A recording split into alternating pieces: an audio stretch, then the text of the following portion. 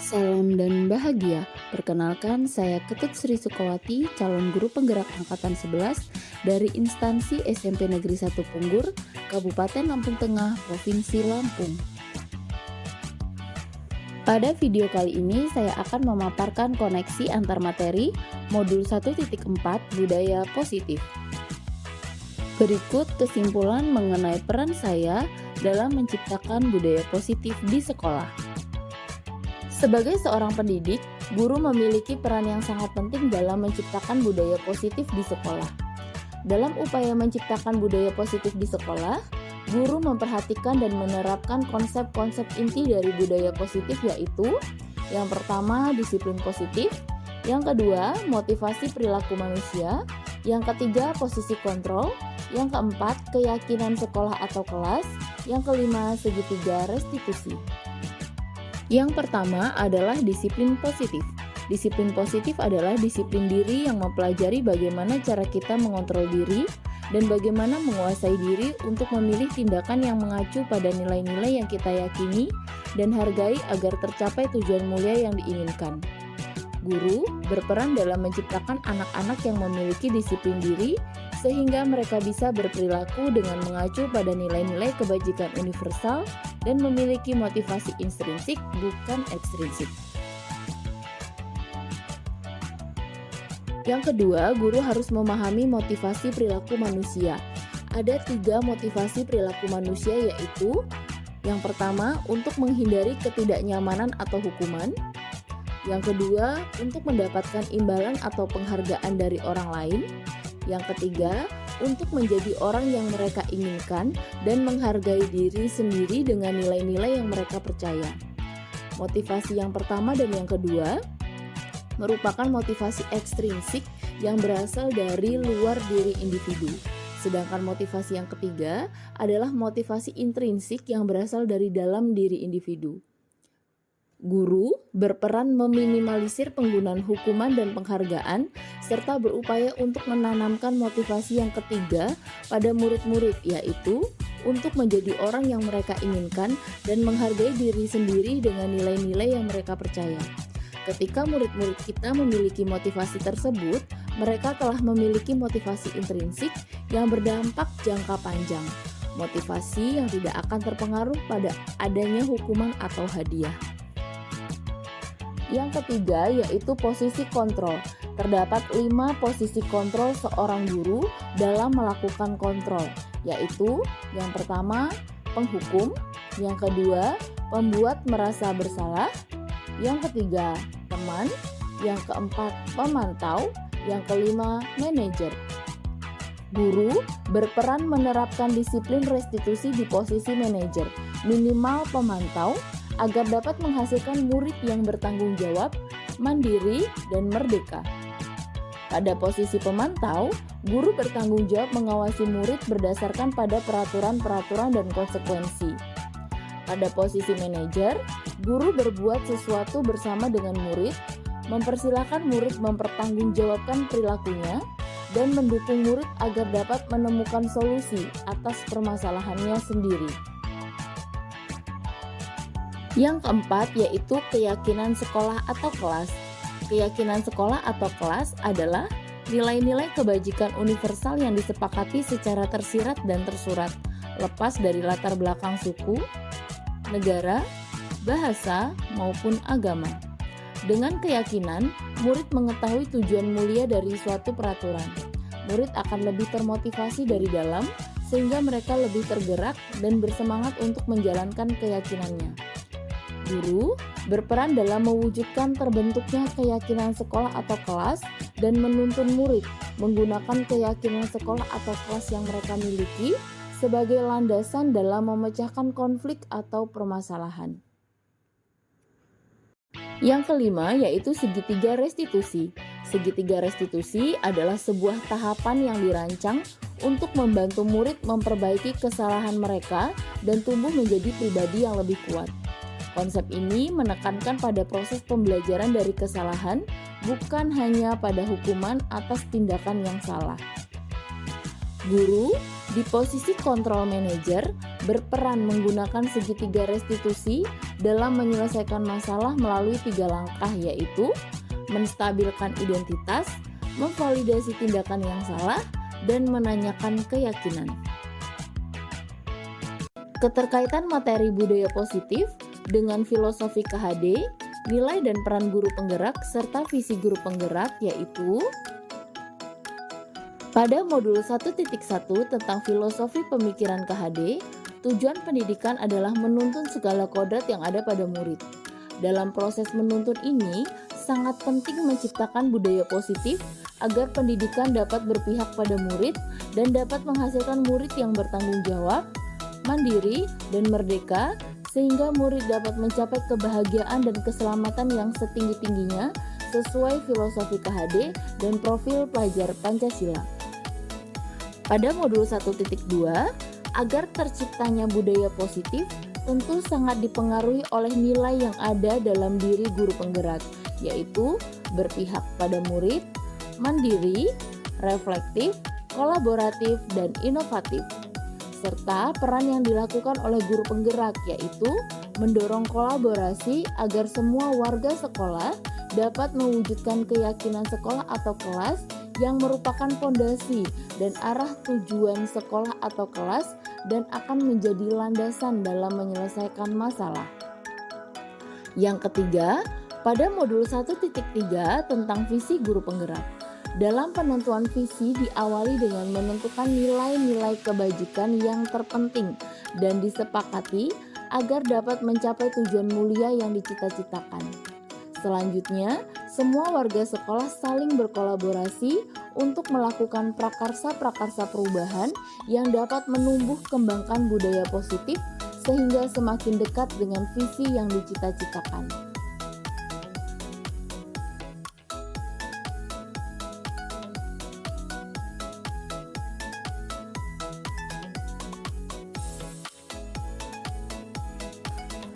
Saya memahami bahwa disiplin positif adalah pendekatan yang berfokus pada penguasaan diri untuk memilih tindakan yang sesuai dengan nilai-nilai kebajikan yang diyakini dan disepakati, yang selanjutnya disebut dengan keyakinan sekolah atau kelas.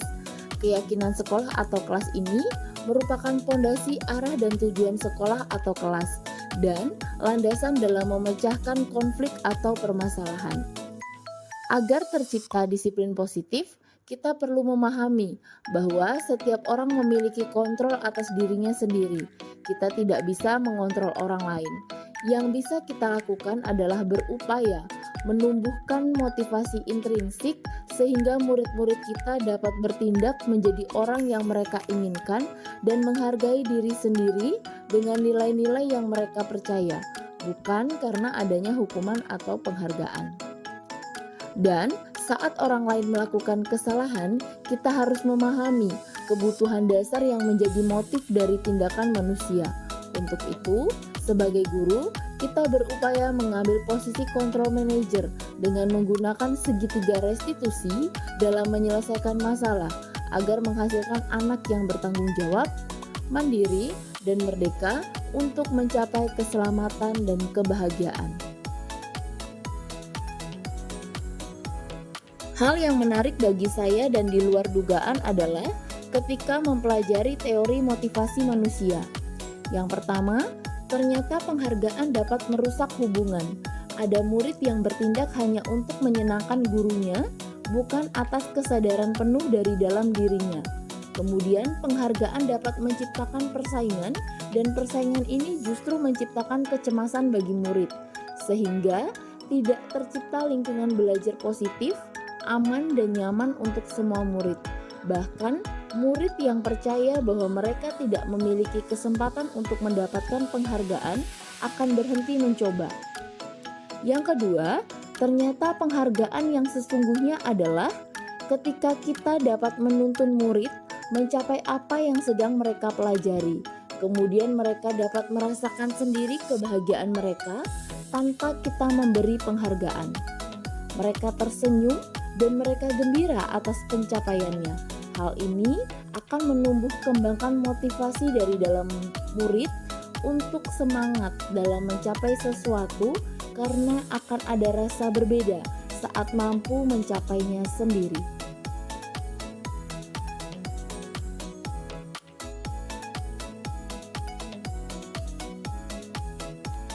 Perubahan yang terjadi adalah saya membuat keyakinan kelas bersama murid-murid saya sebagai dasar terbentuknya budaya positif dan menjadikan keyakinan kelas sebagai arah dan tujuan kelas.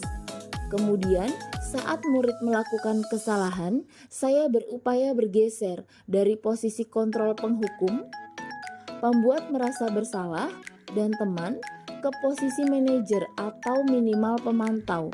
Saat mengambil posisi manajer, saya berupaya menggunakan langkah-langkah segitiga restitusi.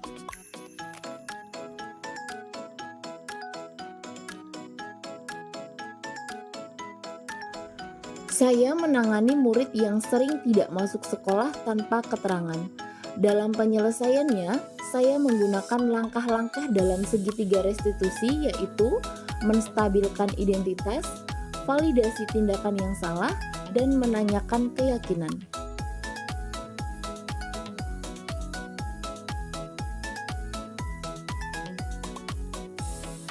Perasaan saya antusias dan bersemangat dalam menerapkan ilmu-ilmu yang saya dapatkan pada modul 1.4 ini. Sehingga dalam penanganan masalah, saya merasa lebih baik dalam menyikapinya dan murid pun terlihat lebih bertanggung jawab atas kesalahan yang mereka lakukan.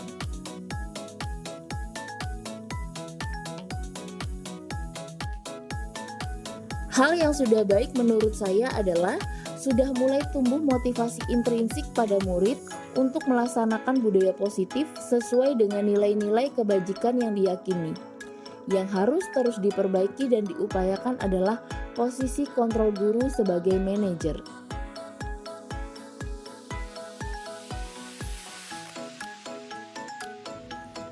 Sebelum mempelajari modul ini, ketika berinteraksi dengan murid, berdasarkan 5 posisi kontrol, posisi yang paling sering saya pakai adalah posisi kontrol penghukum dan pembuat merasa bersalah.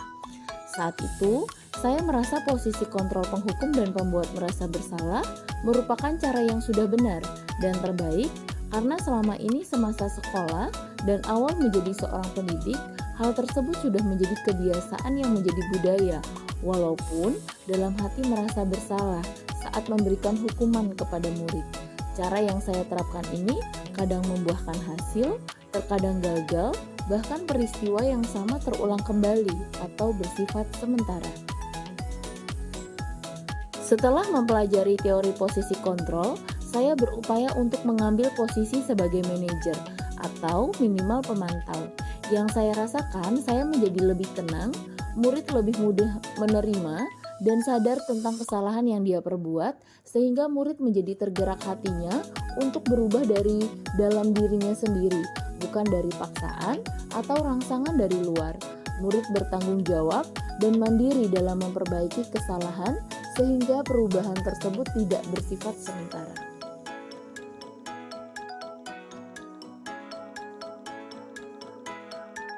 Pernah, namun mungkin tidak runtut dan tidak semua langkah-langkah restitusi diterapkan. Mungkin hanya pada langkah validasi tindakan yang salah saja.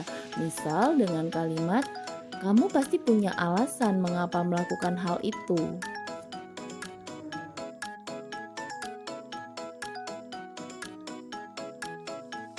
Adapun hal lain yang penting dipelajari dalam proses menciptakan budaya positif adalah membangun kerjasama yang baik dengan orang tua untuk mendukung upaya menciptakan budaya positif di sekolah dan juga di rumah, sehingga menjadi kebiasaan yang kemudian tumbuh menjadi karakter yang ada dalam diri murid yang akan berguna bagi dirinya sendiri maupun sebagai anggota masyarakat, serta memperhatikan nilai-nilai lokal dan budaya setempat dalam membangun budaya positif. Demikian pemaparan koneksi antar materi modul 1.4. Terima kasih, salam dan bahagia.